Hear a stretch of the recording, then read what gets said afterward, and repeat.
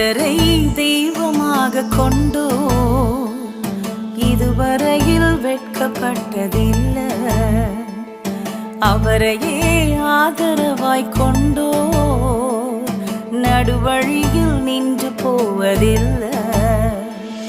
வேண்டும் போதெல்லாம் என் பதிலானாரே, வாழ்க்கை முழுவதும் என் துணையானாரே. ஜெபிக்கும் போதெல்லாம்